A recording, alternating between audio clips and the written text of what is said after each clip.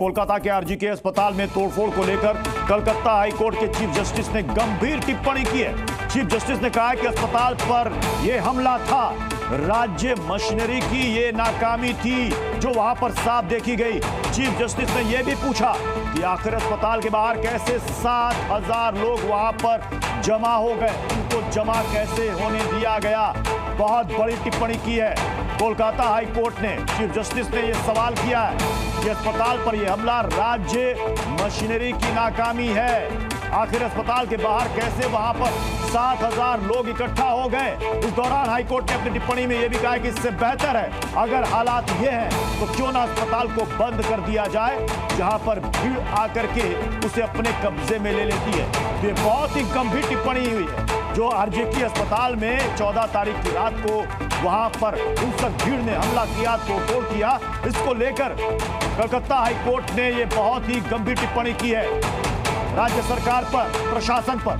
Chief justice ने कहा कि अस्पताल पर यह हमला राज्य मशीनरी की नाकामी है। और चीफ जस्टिस ने भी पूछा कि आखिर अस्पताल के बाहर कैसे 7,000 लोगों की भीड़ वहां पर इकट्ठा हो गई, यानी कि साफ साफ हाईकोर्ट ने भी यह माना है कि यह पुलिस की नाकामी थी। आखिर कैसे अस्पताल के अंदर वहां पर हिंसक भीड़ दाखिल हो जाती है और तोड़फोड़ करती है। सड़कों पर पहले धरना स्थल पर वहां पर भीड़ पहुंचती है, वहां पर प्रदर्शनकारियों के साथ मारपीट की जाती है, उसके बाद वही भीड़ अस्पताल के अंदर चली जाती है। तो अब इस मसले को लेकर जहां पर एक तरफ सियासत गरमाई हुई, दूसरी तरफ अब हाईकोर्ट की यह गंभीर टिप्पणी बंगाल सरकार पर कई सवाल खड़े कर रही है। इससे पहले भी आपने देखा डॉक्टर बेटी की रेप और हत्या को लेकर कोर्ट ने उस वक्त भी फटकार लगाई थी कि इस मामले को तुरंत सीबीआई को दिया जाना चाहिए था और कोर्ट के आदेश के बाद ही इस मामले को सीबीआई में ट्रांसफर किया गया। कोर्ट ने उस वक्त पीड़ित के परिवार को 3 घंटे तक खड़े रहने पर भी सवाल खड़े किए थे। और अब ये देखिए आरजीके अस्पताल में जो तोड़फोड़ हुई, इस पर कोलकाता हाईकोर्ट की एक गंभीर टिप्पणी ममता सरकार से कई सवाल कर रही है।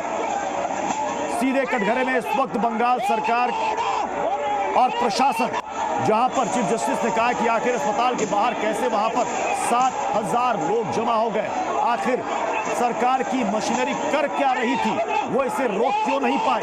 कलकत्ता हाईकोर्ट के चीफ जस्टिस ने बहुत ही गंभीर टिप्पणी की है इस घटना पर। तो इस वक्त बहुत बड़ी खबर, हमारे साथ इस वक्त हमारे सहयोगी सोमित इसको जुड़ चुके हैं। सोमित, अब तक तो इस मामले को लेकर सियासी आरोप प्रत्यारोप चल रहे थे, लेकिन ये कोलकाता हाईकोर्ट की टिप्पणी बेहद ही गंभीर है। कोलकाता हाईकोर्ट में कल तक 14 ईमेल में चीफ जस्टिस को इस पर हस्तक्षेप करने के लिए मांग रखी गई थी और अचानक से आज संज्ञान लेते हुए कोलकाता हाईकोर्ट इस मामले की सुनवाई करना शुरू किया। और वहां पे चीफ जस्टिस के पास जब राज्य सरकार के वकीलों ने ये दावा करने लगी कि करीब 7,000 लोग अस्पताल के अंदर आए और इमरजेंसी बिल्डिंग के यहाँ पर घुसकर वो लोग तोड़फोड़ करना शुरू किए, तभी चीफ जस्टिस ने सवाल उठाया कि 7,000 लोग कैसे पहुंचे वहां पर।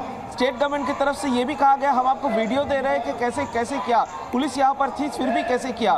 चीफ जस्टिस ने सवाल किया कि अगर 7,000 लोग यहाँ पर पहुंच रहा है, क्या ये स्टेट मशीनरी का फेलियर नहीं है? क्या यहाँ पर आने के लिए पुलिस, जब 7,000 लोग यहाँ पर पहुँच रहे थे, क्या पुलिस के पास इंटेलिजेंस नहीं थी? क्या उन इंटेलिजेंस का फेलियर नहीं है? चीफ जस्टिस ने एक उदाहरण भी दिया कि जब हनुमान जयंती में छत के ऊपर से पत्थर फेंका जा रहा है तब भी पुलिस कहती है कि उनको पता नहीं था इंटेलिजेंस फेलियर है। इतना बड़ा भीड़ आ गया और पूरे 14 अगस्त के रात को सिर्फ कोलकाता शहर ही नहीं, पूरे राज्य भर में, देश के कई हिस्सों में, यहाँ तक कि विदेशों में भी इसको लेके प्रोटेस्ट हुआ 14 अगस्त की रात को। क्या पुलिस को पता नहीं था कि भीड़ यहाँ पर आएगी? राज्य सरकार की तरफ से बताया गया कि पुलिस यहाँ पर अचानक से भीड़ आ गया तो वो कंट्रोल करने की कोशिश किया, लेकिन मॉब, इतना अनरूली मॉब, वो अंदर आके वैंडलाइज किया, यहाँ पर रैंसैक किया। कोर्ट ने सवाल उठाया कि ऐसी अगर स्थिति होती है, अगर पुलिस के पास इंफॉर्मेशन रहता, अगर इंटेलिजेंस काम करता तो पहले से ही चारों तरफ कॉर्डन किया जाता, पहले से ही यहाँ पर धारा 144 जारी कर दिया जाता। वो आपने कुछ नहीं किया। फिर पुलिस के तरफ से, राज्य सरकार की तरफ से ये दलील दी गई कि पुलिस कर रहा है क्योंकि फर्स्ट फ्लोर ही सिर्फ तोड़ा गया है, बाकी समित क्या सबूतों से छेड़छाड़ की साजिश पर भी कोर्ट ने कोई टिप्पणी की है?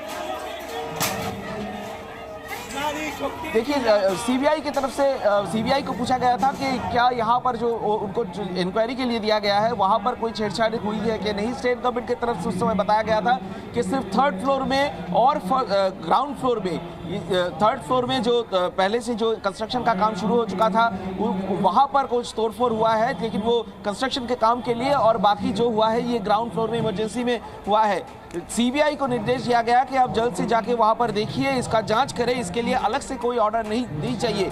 और कोर्ट ने ये चीफ जस्टिस ने ये सवाल उठाया कि इसका कारण क्या है, क्या ये टारगेट करके, उनका ये कहना था कि ये जो वैंडलिज्म हुआ क्या वो टारगेट करके किसी मकसद से यहाँ पर किया गया, इसे सीबीआई को ढूंढना है। और राज्य सरकार के वकील से कहा कि आप जाइए और अस्पताल के मरीजों से माफ़ी मांग लीजिए, जिनका अभी भी यहाँ पे जो एडमिटेड है उनसे माफ़ी मांग लीजिए और अस्पताल बंद कर दीजिए अगर आपसे संभाला नहीं जा रहा है तो। और डॉक्टरों की जो आंदोलन हो रहा है, डॉक्टरों की जो सुरक्षा के बारे में चीफ जस्टिस ने बताया है कि आप सुरक्षा नहीं दे पा रहे हैं और अगर जरूरत पड़े तो कोर्ट को बताया कि वो कोर्ट की तरफ से भी उनके लिए ये बहुत बड़ी बात कही है। हाई कोर्ट ने गंभीर टिप्पणी की है कि अगर आपसे संभाला नहीं जा रहा है तो क्यों ना अस्पताल को बंद कर दिया जाए। सवाल तो यहां पर यह भी है सौमित कि ममता बनर्जी ने कहा कि पुलिस ने वहां पर धैर्य का परिचय दिया है,